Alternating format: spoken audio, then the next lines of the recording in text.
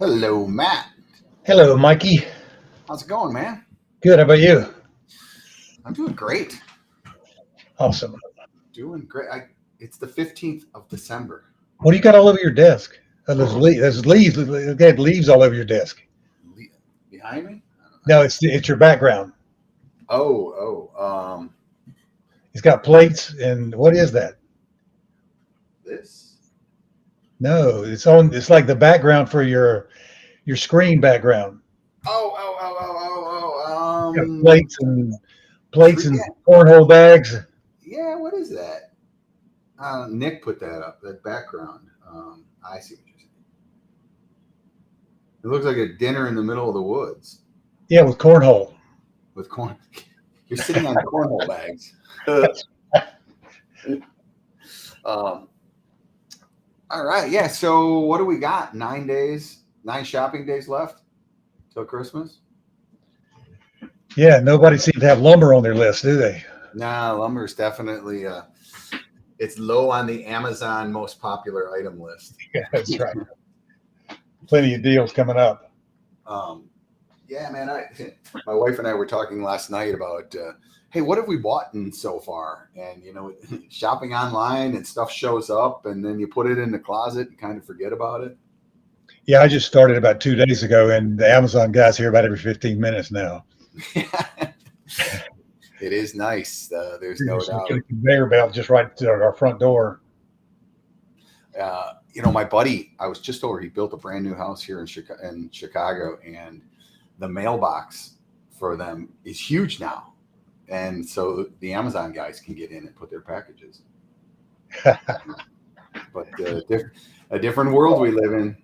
I was down in Charleston this past weekend, and I saw a house with like a farmhouse thing with a big wraparound front porch, and literally the entire front porch was stacked up with Amazon boxes from floor to as high as the guy could reach, all the way across the front porch. I thought these guys are going to come home to a whole warehouse full of stuff. Yeah, right. It's crazy. Well, at my house, I actually much to my dog's dismay, the Amazon guy can open my garage door, and there's an app that connects in. So my dog goes nuts. The garage door opens and no one comes in the house. He just can't figure it out. Where's Daddy? All right, let's kick this off, man. Let's take a look at the report. I read through it. First off, another great report. I want to first highlight a shameless plug. What is this free 3-part live masterclass? Well, we're going to do something a little bit different. I'm doing that. I had two things last year. One was the LLG Layman's Lumber Guide PhD class. Okay. And it was basically just to inform those that didn't know exactly how the lumber market works. What's the pecking order from the mill down to the builder?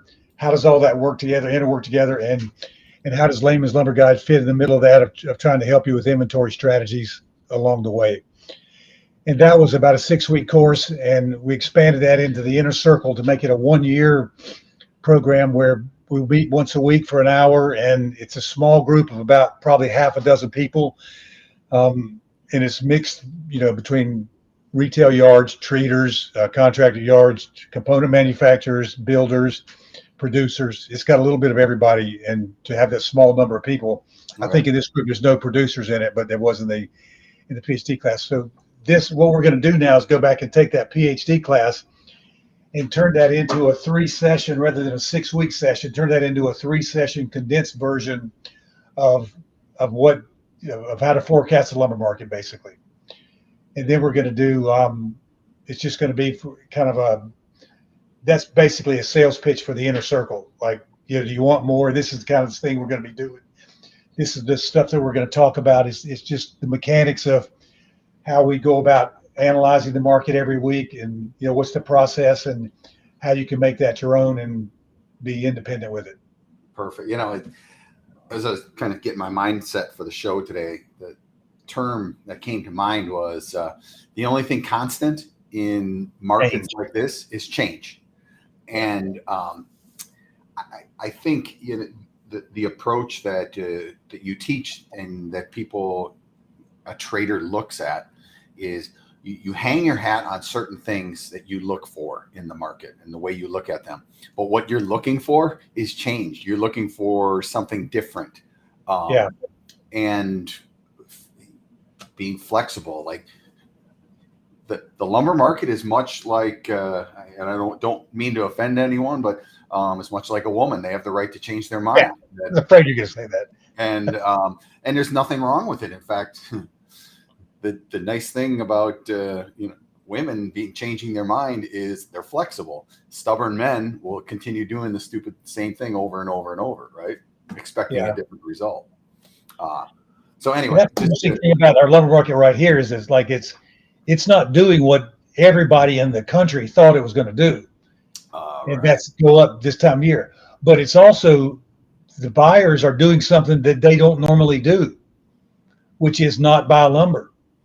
And their reasons, they don't normally have a good set of reasons in November, December to not build inventory for the spring. So that's why we have that repeating action that happens 86% of the time. But 14% of the time, there's something like what happens right now, which is there's a reason why you don't want to do what you've always done. Yes. And you don't know that. And the thing is, you don't know that's going to be the case till you get halfway through it. I mean, you think all the reasons why these things are going to happen. Everybody thought the market that we're going to have mill production curtailments, and we know from experience that mills talk about production curtailments long before they ever happen, and long before the price gets. They talk about, like, we heard $500 is break even for mills, the first half of the year, and now we're $380. So apparently, break even price for the mills isn't the determining factor whether they run or not. Well, yeah, that's a known. The mills have a lot of reasons to run that are outside of our privy. That's boardroom decisions, of course. But don't you think the industry's getting smarter about that? Because collectively, the industry this year did not respond to buying a bunch of inventory because the mills were threatening to curtail production. They said, "Okay, yeah, I've seen this dog and pony show before. So when you curtail to the point that there's a supply shortage, then I'll start doing something about it." But until that happens, experience tells me that when you say the market's you're breaking even at 550, then I should probably count on 100, $150 lower than that before you start doing anything about it. And I know what you're saying, and I think that as humans, we generally need a trigger to get us to act. So yeah, the buyers are sitting back going, "Well, these mills are going to curtail, and I know that I need to have product because they're going to curtail." But there's nothing triggering me to buy. Something that would trigger them would be, "Oh, we just got a great big order," or more demand just came through the door than I anticipated. Well, the opposite is happening from all of my sources.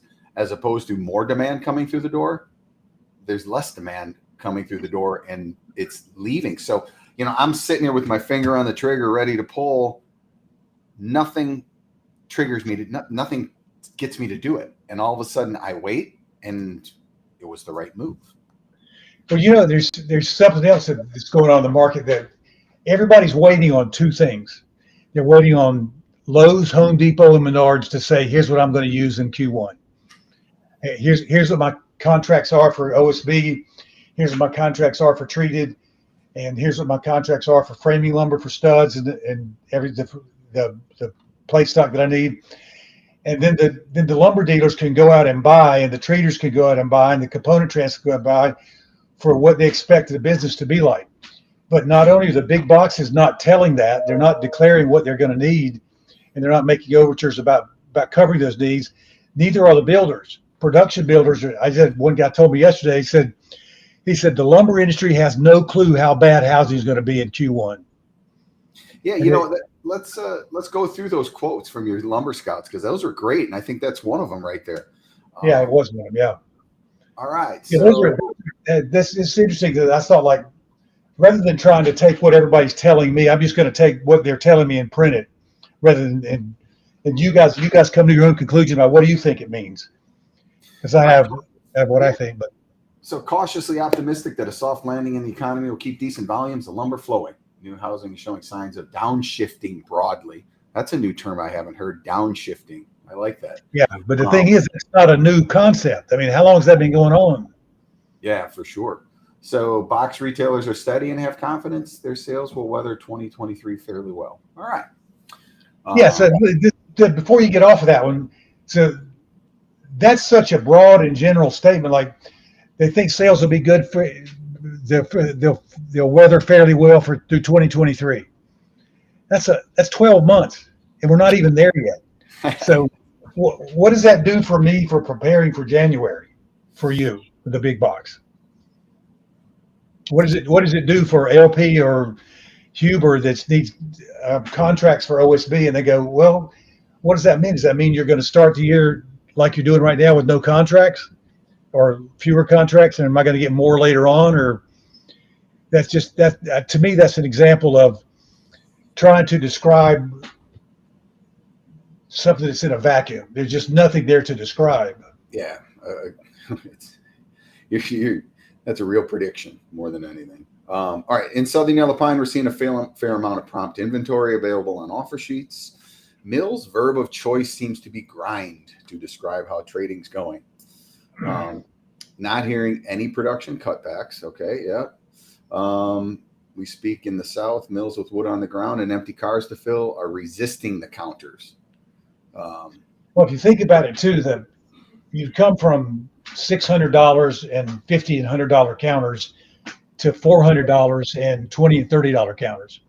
We're still talking 5-10% counters, but they're volume wise, dollar wise, they're just less. So it's still 5% of $400 lumber is a $20 counter, 5% of $600 is a $30 counter. But we're seeing those big counters go away just because there's just not that much air between zero and where we are to keep taking $50 off every week. Exactly. Right now, mills are listening to offers. They need to move wood before the end of the year. Here, I'll chime in on this from what we're seeing. It's a true statement. But once they're done moving that wood, they're content and they're ready to go on vacation. Well, and also the thing to keep it, whether the wood moves or not, once the shipment date goes beyond January 1st, there's no urgency to get rid of it. So they want to sell right now what they can ship and build between now and the end of the year. But if you start getting out another week from now, you're going to be where you can't make delivery at the end of the year. So it's not like the mills are sitting on a bunch of wood and they're going to be flexible and vulnerable between now and the end of the year. They're not. They're only going to be vulnerable and flexible between now and the time it takes them to ship before the year ends. I feel like we're at a dance and the song just started and both sides are just kind of sitting there looking at each other. The mills know that they're going to take this 2 weeks off or 3 weeks off. Like that's baked in the cake. And, unless they're forced, they're going to sit on the sideline. And the buyers don't need wood for the next 2 to 3 weeks. They need it in January. Based on what the customers are telling them, it's going to get worse. Yes. It's going to be, I don't know what worse is going to be, but, people talk about how their business is slowing and their orders are slowing, but they're still shipping wood like crazy. It's not like nothing's happening. I should say they're shipping wood like crazy, but people are, I talked to some brokers that say, well, I had a slow day yesterday going until I put that block together yesterday afternoon of 20 trucks. Well, you didn't have a slow day. You had 20 trucks. Yeah, exactly. I don't think the lumber industry has any idea how bad home building will be in 2023. Home builders are sitting on more spec homes than they're comfortable with, and they have more under construction. They won't start new spec homes until they sell some of their existing inventory. That will likely create a donut hole in new housing starts that will ripple through the industry in 2023. All right. That's coming from a company who does slightly less than 10,000 homes a year. So they're pretty substantial. That's a look from a guy that's boots on the ground, paying attention to it every day. So, I talked to a national home builder and they are seeing cancellations. So, can you imagine you're in charge of production at one of these home builders and you're like, all right, looks good. You know, I know the sales are down, which they also said sales were down 40% or something. Yeah. We still got this backlog to go through. So we're going to be okay for the first half of the year. Oh, bing, bing, bing, bing. Cancel. Yeah. Cancel. Then you call on Bill, say, Bill, what's your report? I just got 40% cancellations. Whoops. Now, it does sound like there's a bid under the market, though, from Wall Street. Some of these big funds like the Blackstone Group, who are, I mean, I just read the article about it in Bloomberg. They're preparing to bid to buy like 1,000 homes in some subdivisions. Obviously, they're going to want a substantial discount. And I would guess the home builders are going to wait until, last resort. Do they do like the lumber guys do and say, well, okay, the market's going to come off $100. Do I go ahead and take that $100 counter, or do I want to ride it $10 at a time all the way down? The home builders want to go ahead and clean up that inventory and take $50,000 off of a $400,000 home and get rid of it, or they want to squeeze a little here and there, just because if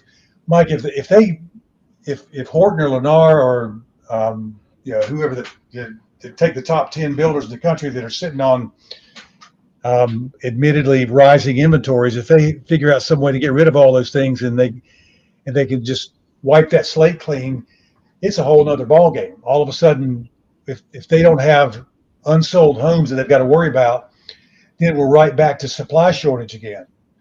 And the only reason we're getting this buildup of extra inventory is just people are, the Fed's scared buyers away from the market, but there's still those buyers that are scared away from the market are still just, a few interest points away, or a little bit of cash or whatever. They haven't gone away. They've been kind of priced out. But you kind of wonder if the big builders are going to have to drop trowel to get some of these big industrial or investment bankers to try to buy some of their products. Is that going to be a number that's going to also inspire individual home buyers? Well, the thing, much like the mills, the home sellers don't want to show cheaper prices in the market. So, I was thinking about this and talked a little bit about it with the home builder. I think if the builders can clear their inventory, then they can renegotiate the options they have on new land. Like that's that'll be a big key. If somehow they can figure out a way to make the houses less expensive, so the affordability of them. I mean, house price and affordability are two different equations. You have the interest rate component. You take your house price, you add the interest rate, and then you come up with your affordability. So if they can drop the price of the house, which they can do through cheaper land, but they probably have to renegotiate their land contracts. But I look at this. One of the things that keeps popping up is, and I haven't heard a whole lot about it, but it's the municipal fees to get that you got to pay to get a lot ready to be able to build a house on it. But you just gotten to like 20-30% of the cost of the home. So those are kind of things, as municipal fees or city fees or county fees or whatever, the building fees. You're not going to just roll those back, because that's like tax dollars. I guess you could, but it seems like that's such a new concept that around the Charlotte market, North Carolina, these small suburban areas around the outside of town are making impact fees of like $20,000-$30,000 because they don't want any more building in their communities. They don't have the infrastructure for it, and they got the downtown all nice and neat with some new restaurants and bars and new schools and that kind of stuff. But the roads can't. We've got a horrible road problem here around the Charlotte area. They keep dropping in 600 homes in a place that they're not doing anything about the roads and the schools, and it's just congestion's getting ridiculous. Look, the housing market is cyclical, and you build too much and you stress the infrastructure catches up, and then you can build some more. All right, customers on the US and Canadian side saying no urgency. We pretty much know that. And lumber prices still all over the place. However, today the mills and brokers are closer than they've been in a while. Okay.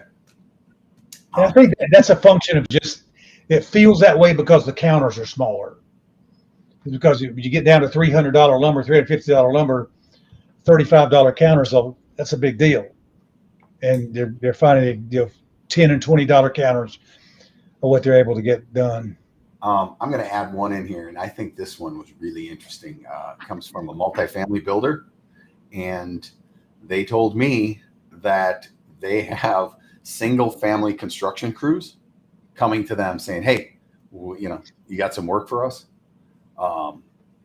And it's surprising to them that these crews are coming in, and it's exciting to them because they have projects. They do have backlogs of projects that they're going to be able to get done faster.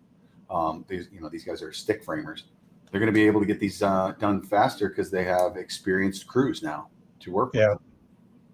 So that's interesting because what was the construction data, employment data showed that the construction employment rose like 3% or something like that. So it's interesting that these guys are chasing work around, but there's still new hires going on. Yeah. Well, I mean, construction data, or that data you're talking about, is definitely in the rears. It's historical. Yeah. Looking back. All right, let's jump into this. What do we got here? This is the 2x4 number 2 composite 2021 versus current versus the FDP forecasted decision points historical trend. What do you see? What do you like here? What I see right there is that week number 47, when the market was supposed to turn, it historically turns, it did not. It just kept going down. It's gone down 3 weeks since then. So what does that mean? That means that, to me, that the human behavior, the nature of the market is to typically buy lumber November and December for spring preparation. There's a preparatory cycle and a demand cycle. The preparatory cycle is what you see there on the FDP, suggesting the market rises before the demand cycle, which is April, May, and June. The peak of the demand cycle is April, May, and June. But we don't have to buy in November and December to be able to be prepared for April, May, and June. That wood can get bought in March, just like we saw last year on a declining market. So it's just, the prices are there, so that there's nothing wrong with the value of the product. But what's keeping people out of the market right now is the lack of confidence in demand and the increased belief that there's going to be plenty of supply. So one of the things that Greg Kuda and I talk about on Tuesdays quite a bit in analyzing the market is market structure. And by that, you start out, are we in a bull market? Are we in a bear market? In a bull market, things happen sooner than you anticipate. So your decision points could happen a little bit earlier. In a bear market, they happen later. Right. You can't fight seasonals. Seasonals have proven themselves over time. Seasonals are part of your decision points. They will always come back to show themselves. When they happen is just shifts on the timeline, whether you're in a bull or bear market. So what you just said, if that seasonality really starts for lumber, for the housing market, when time changes at daylight savings times. It's when the days are getting longer, the days are getting warmer, and then the clock changes and gives an extra hour. So that all of a sudden you go from being dark at 5:30 to dark at 7:30. So you got 2 hours a day of extra work that you could build with. So that time is coming. And it's like March, April, whatever the date is, but that window of preparation now is closing. If you look at that, where the back end of that yellow line, the January chaos, it's implying a sell-off in February. So that's kind of getting down to the closing of that window between now and then. So every week that goes by that we don't prepare for the demand cycle, there's just that many more people that need to do it. And regardless of how big it is, the demand is going to get better in the spring than it is now. So it's just Tom Martin, a friend of mine, used to say, the longer they don't buy, the more bullish I get. This is true. You're compressing the buying into a shorter time horizon. Yeah, and there's so many people, Mike, that I mean, not so many people, but so many large companies, contractor yards, boxes, whatever. The big guys that are in this industry are not building and have not built their inventory for the spring. And you start to feather that in, you think about how that normally happens. It starts in November and December and lasts all the way through May, usually, of some Yeah. sort of inventory build. And that's because it takes that long for everybody to participate. You got just in time people, just past time, speculative people. They're all kind of in there at the same period of time doing some things. But right now, everybody's getting compacted into that just in time and just past time window. And there's going to be more and more people trying to get through the hole. It just, I hate to step in front of the market and say that it can't go any lower, because it certainly can. It could go to $5 for the wrap and the strap if that's all you want to get. But it's the longer you wait, the more likelihood that it's coming. Greg Riley, he was my mentor and taught me the lumber market, and he simplifies it down to rising markets are when the people are building inventories. If you build an inventory, markets will go up. If you liquidate an inventory, markets will go down. And when you think about it, it's pretty simple and it makes sense. The mills try to produce an even keel of what the market can consume or demand. So it's when you're building inventory, you're buying more than the mills are making, and when you liquidate the inventory, you're buying less than the mills are making. Yep, exactly. It's just a matter of a big pendulum swinging, and like the mill inventory is moving back and forth to the mills to the dealers. And right now, you can see that we started an inventory build a couple of months ago based on a couple of curtailment announcements, but the housing news got so overwhelmingly bad, and the economic news got bad. The interest rates going up. The Fed said it's going to choke everybody down, and we're just seeing a reaction to that inevitability of the economy's going to be bad. We're being warned about it, and everybody's prepared for it. An inventory is different wherever you stand in the supply chain. So if you're a builder, your inventory is the backlog of houses that you have sold or that you're going to build. If you're a lumber distributor, your inventory is the number of jobs that you've gotten from contractors, right? When you look at the wholesale market, which we're basically talking about, inventory literally is on the ground. Do I have products sitting in some sort of warehouse? So until the housing market comes alive and an inventory build happens of new homes to build, you're not going to see that inventory build work its way back through the supply chain. Yeah, and the thing that I'm being, you said I look for things that are changed is different, and the thing that I'm looking for is that the market's not, it's not going to take as long for this thing to pivot. That's kind of the next word is, what's the Fed going to do? It's going to be a pivot's going to be no rate increases. It's not going to be a cut. It's just going to be or maybe just a 0.25. But if the Fed comes up next meeting and doesn't raise interest rates because it's just it thinks it's catching up enough with what it's done so far, then and the home builders were able to get rid of their inventory, this market can spin on a dime. There's a lot of talk out there where the builders will buy down your rate for the first 3 years that you own the house. Yeah, because the interest rate markets are telling us this is a bit of a blip. The front end of the yield curve is higher than the back end. So in 3 years, they anticipate rates to be back down.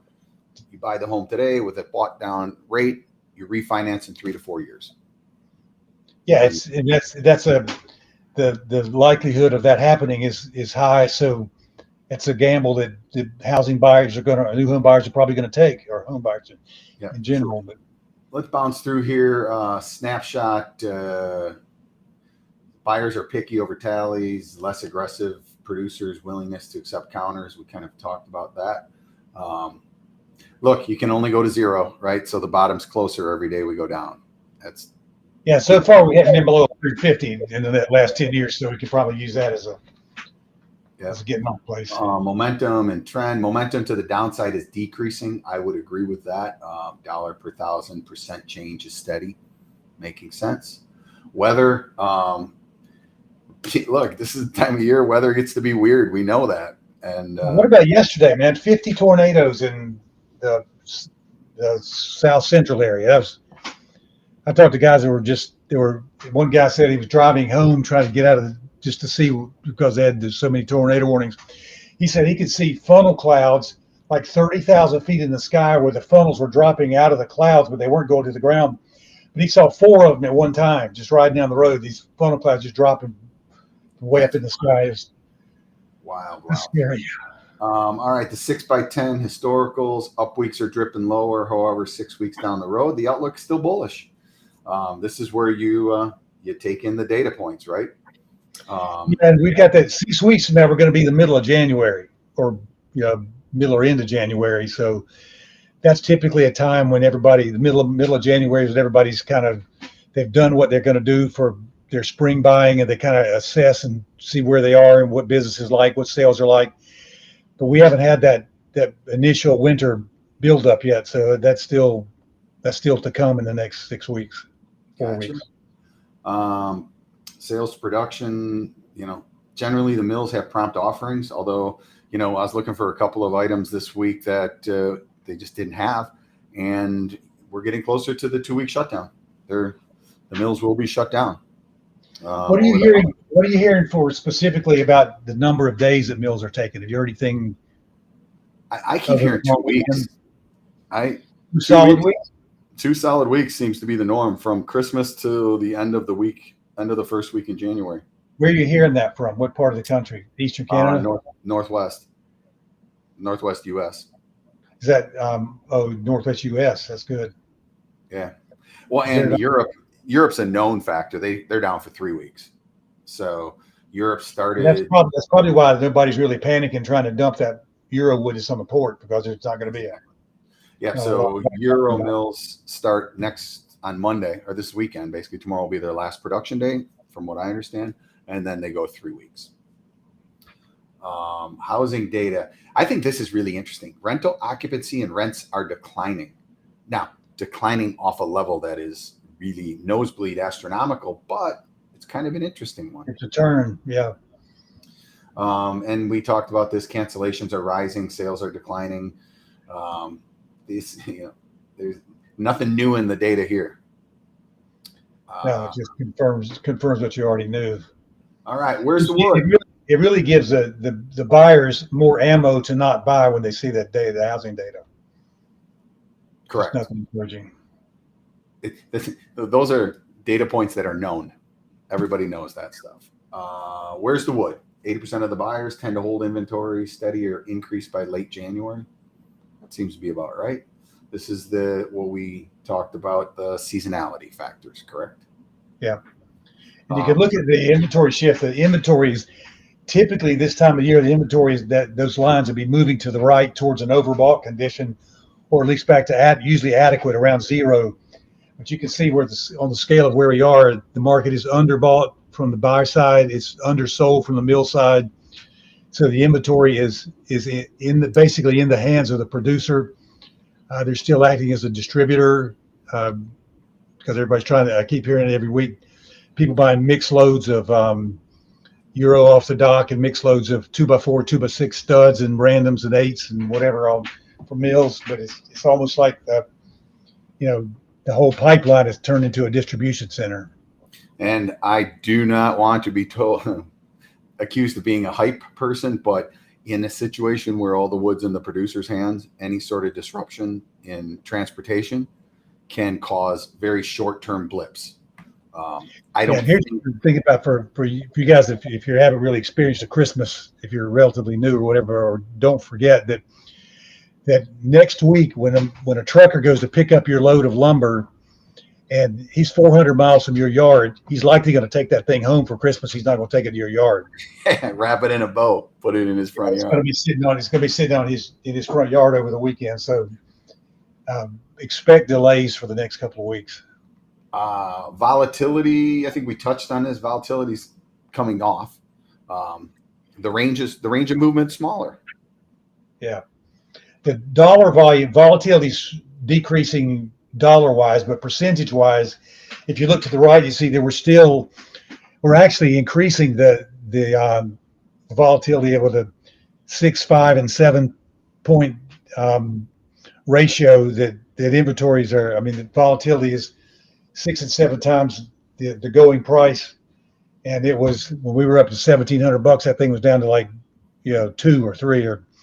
but normally a one handle on the volatility index is kind of low volatility. It doesn't mean the inventory, the price changes over the course of 1 year. The value of what it is, that would be like saying lumber's only going to be changing $400 over the course of the year, but the volatility index shows that it's likely going to increase $2,400 rather than $400. The number that jumps out at me here, though, is this right here, 207% on OSB. And yeah, that OSB's been a mover for sure. All right, Southern Yellow. What do you know? Nobody wants it.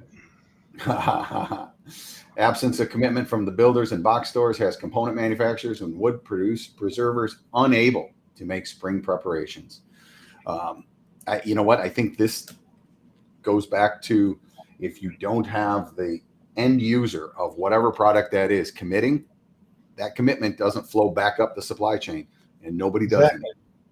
And the thing is, the buyers of Southern Yellow Pine want to buy it.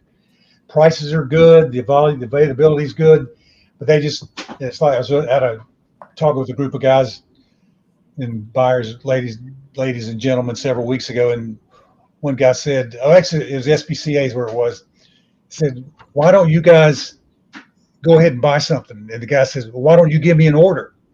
Yeah, right. Yeah, you go first. Tell me what I should be buying. Actually, think about this. If you're a buyer, the actual process of buying right now is so easy. They have what you want. They have it when you want it. You can get the tally. Like right now, to be a buyer, it's easy. You're doing your job.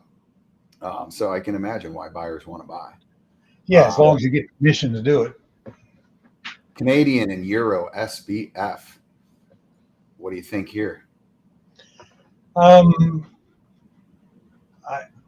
I'm so disappointed that, probably in myself as much as everybody else, in buying the belief that the mills are going to curtail production this time when they've never done it before. And you know, it's like, okay, so this time is really different because you got a recession coming and you got interest rates rising and housing sucks and you got a war in Ukraine. You got all these reasons why mills are not making money. The timber prices are high. They get worried about anti-dumping, and sure as hell, you go down $200 below the break even. Yep, exactly. I agree. How many times have I heard people say, well, the Europeans are not going to produce at these levels. Their log costs are too high. There's this, there's that. Well, you can buy Euro every day. Well, you know, and also you think about, well, are mills really breaking even? Are they losing money, or are they losing money compared to how much are they going to be losing if they shut the doors completely? You know, you're losing money on your margins, but at least you got some cash flow to keep the lights on and make your payroll and your leases, equipment, and all that kind of stuff. Still got bills to pay, so shutting it completely down is going to be worse than running at a loss. The dry fir market, what's going on up in the Northwest? Well, if like you say, if there are going to be some curtailments, I haven't heard them yet. It's like, I don't know if they're just going to sneak up and do it, but I haven't heard anybody talking about being afraid of a supply shortage. But if those guys shut down for a couple of 3 weeks up in the Pacific Northwest, there's going to be some supply problems. All right. Green Doug. It's just other than 2x6s, it's a slam dunk buy it. You gotta look at being, if you're a green user, looking at $300 2x4s is, you know, it's you're not going to get beat on price.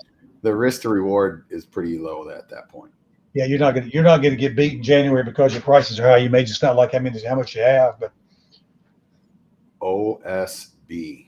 What is going on with this stuff? I heard the number this morning is now 180. The magic number is 180 that the buyers want to buy. And I thought, well, it was 250 on the way down, but now we got a 250. Everybody can buy for 300 delivered. They're trying to buy for 200 delivered. We blew through that 250 like nothing. Poof. I know. It's crazy. And that's supposed to be kind of break even money, but yeah, I mean, I'm looking at your chart here and look how flat it really, really was right at that 300 level. And then it pulled back a little bit and everyone is like, oh, here's the chance to buy.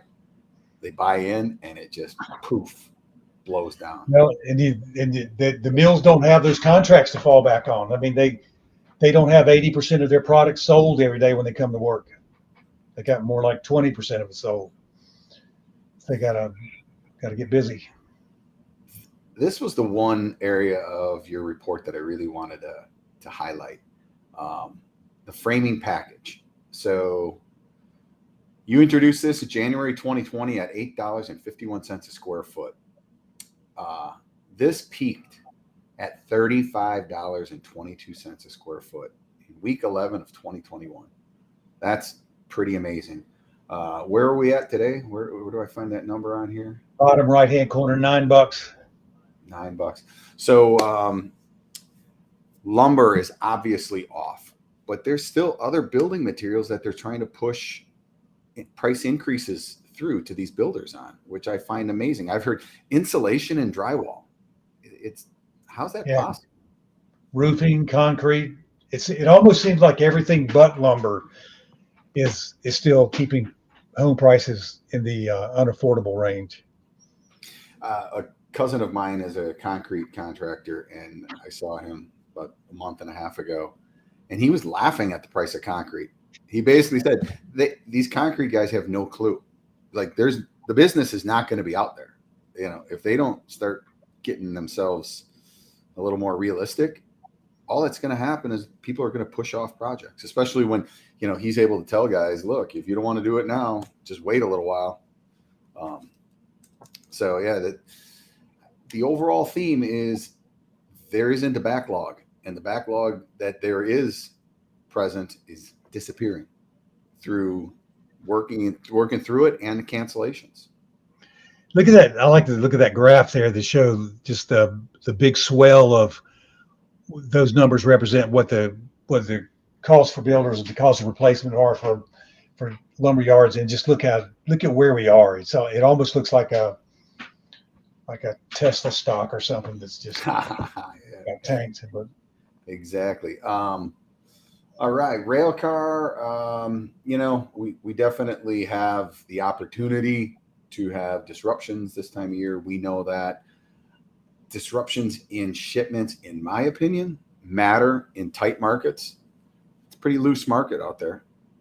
Yeah. What do you think?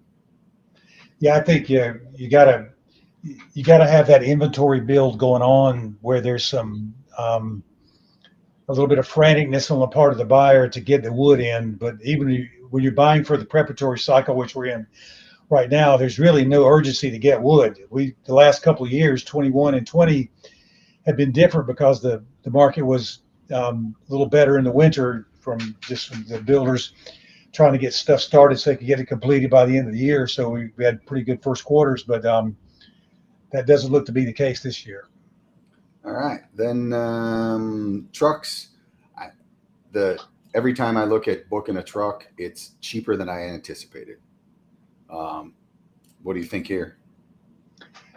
Well, you look at the where we are from the right to the right of the right of that chart.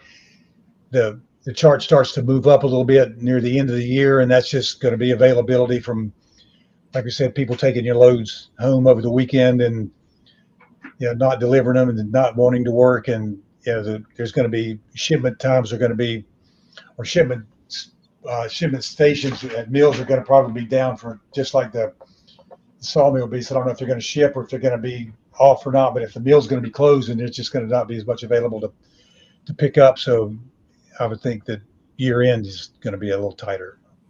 All right, futures markets eerily quiet out there. Gee whiz, that thing just lows. Yeah, they were, but now they're going back down towards the lows. Yeah, we've been from a $50-$60 premium in futures to basically even. I think we're about 380-ish or something like that. And the numbers I'm hearing go out of the cash market are 380 and higher. I haven't seen any 370, 360 kind of number unless there's shorts, but I haven't seen any mill offerings. Some of the mills that are curtailing in British Columbia which is the contract grade for this contract right here, are just talk about they can't ship to the U.S. They don't want to ship to the U.S. They're worried about anti-dumping fees and all that kind of stuff. So the British Columbia is really bowing up about not wanting to ship to the U.S. at these kind of numbers. But that's still, we're down at losing money for these guys' numbers, but it hasn't stopped them so far. Hey, happy holidays to Rick Russell. One thing I want to point out about the lumber futures contract, and we cover this in depth on Tuesdays. Please join us, Greg Kuda and I. Market structure. The people who have made money in this market are the funds, and the funds are short for reasons that have to do with the economy. Like, I can assure you that these fund managers aren't talking to lumber dealers and home builders and getting down to the nitty gritty. They look at this thing from a macro level and they say interest rates just rocketed up, and we anticipate that there's going to be less housing built. What does that mean? Less lumber used, sell lumber futures. And they've been right, and they haven't covered their positions yet. So the lumber futures market is on a bit of a powder keg here, meaning that it could blast higher if the funds decide to cover their short positions. But I think they end up, as we rise, we are going to run into a lot of basis trades and industry that is going to sell into it.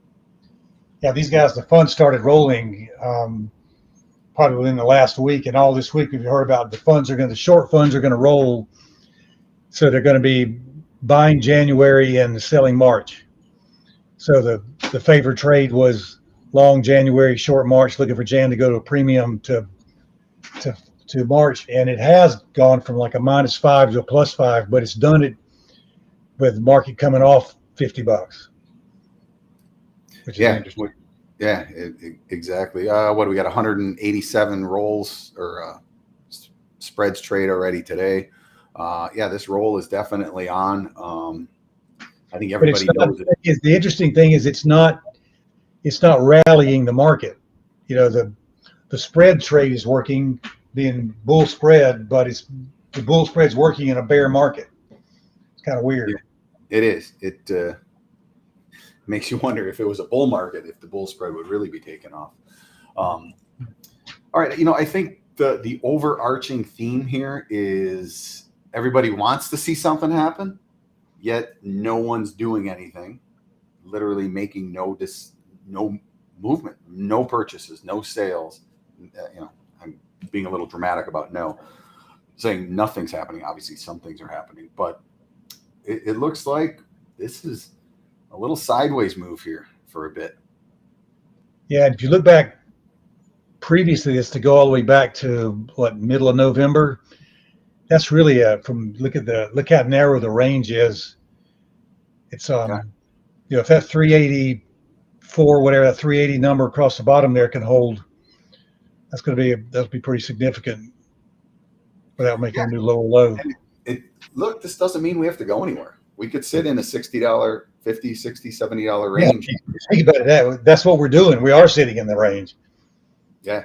One of the things I look at, it's very untechnical, but I just look at the price of all the contracts. And right now, Jan, March, and May are within $10 of each other. Yeah, that's nuts. So where's the deal? I was looking at that this morning. Does that mean May's cheap, or is it May expensive? Yeah, or does it mean May's going to go to 380 as well? I think the Fed came in and they raised 50 basis points. Said they're still going to be vigilant about inflation, but if we see inflation numbers continue on their slightly downward trend, I think the Fed holds, and we could see some more economic activity second half of 2023. Yeah. But so if you guys that are if you're kind of hanging around over the holidays and you don't have a lot to do and you want to try to get exposed to, so it's a good time to kind of drop in the materials exchange and see how things are going on a little slower pace without breakneck speed, and good time to sign up for the scouting report from Layman's Guide to get. Actually, I've started doing a daily update on LinkedIn. It's just not pricing, but just a commentary thing figure everybody in the world's doing it. I might as well do it too. But it's kind of a scatter report update. Well, look, you know what's important about these shows is the data and the information. And as a group, if we get together and we share that information and we talk with each other about it, it's going to serve the group more than anyone who's not participating. So, if you guys are listening, we thrive off of getting information. When you ask us questions, it's sometimes we kind of babble for an answer, but they're always thought provoking. When you make comments about Euro or Pine or your specific business or housing or whatever it is, that no comment goes unnoticed. And I appreciate you guys participating. Like Luke telling me to get a shameless plug for myself here was good too. Exactly. All right, everyone. Hey, have a great weekend. I know we'll have a show next Thursday and then probably take the week off between Christmas and New Year's. But any questions? I know Matt's always available. I'm available if you have questions, and we appreciate the support. Thanks, guys. Thank you, Mike. Take care.